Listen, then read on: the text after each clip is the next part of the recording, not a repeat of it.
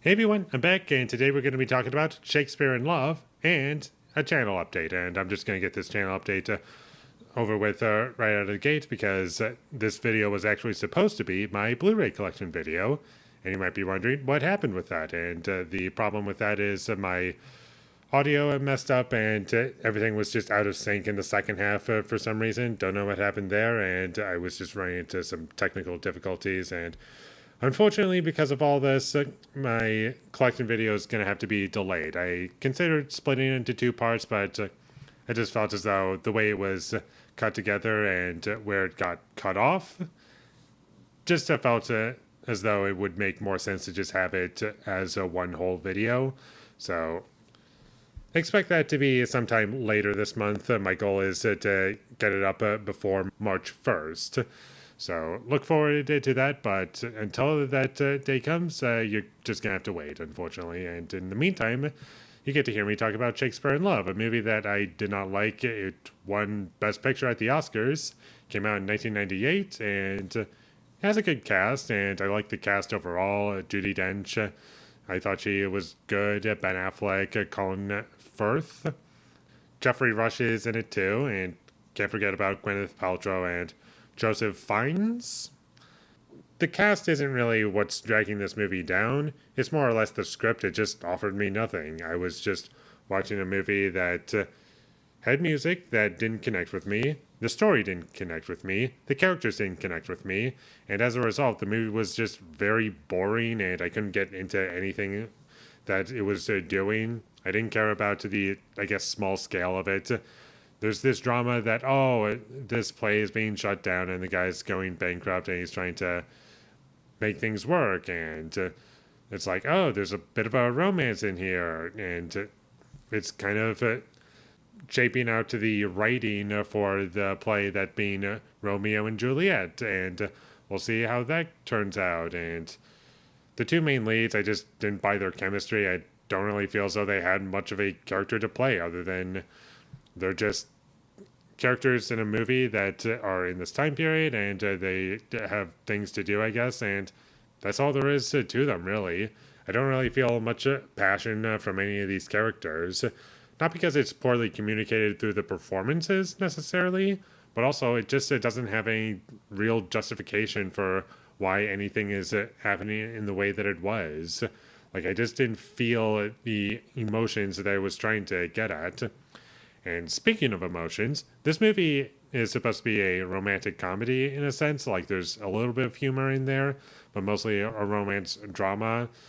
But the humor that was in the film, I was not connecting with at all. I just found it to be either falling flat at best or just kind of cringeworthy at worst.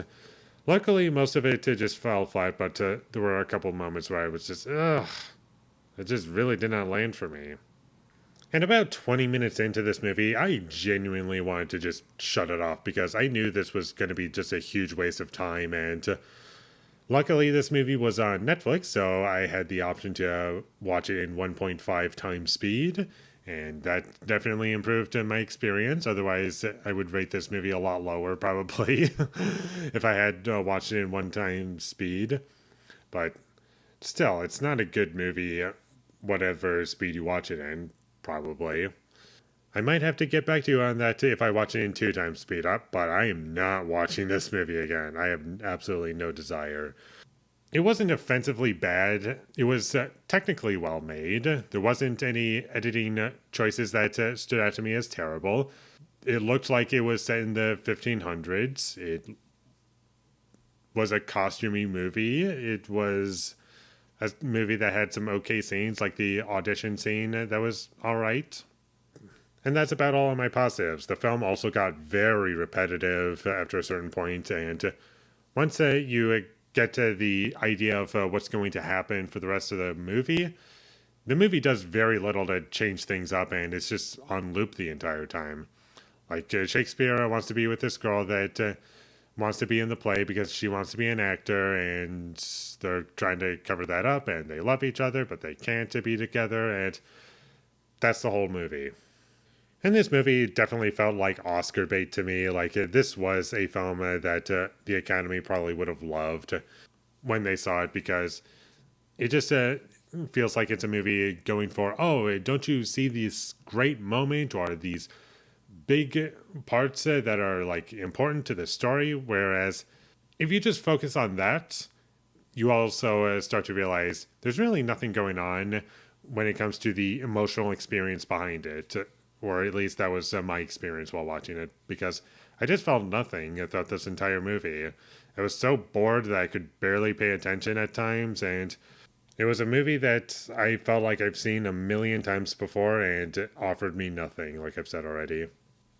There were also some annoying conveniences that were present in this movie for absolutely no reason, and that's about all I have to say about Shakespeare in Love. It wasn't great. I didn't connect with much of anything in this movie. In the first 5 minutes, it was all right, and I was like, okay, you're just setting things up. And there was a moment towards the end where I thought the music was a little bit better, but outside of that, I'm not watching this again. Would not recommend to anyone. Do I think it deserved to win Best Picture? No. I'm guessing there might have been something better that year. I know Saving Private Ryan was nominated, but hot take alert, I didn't care for that movie either.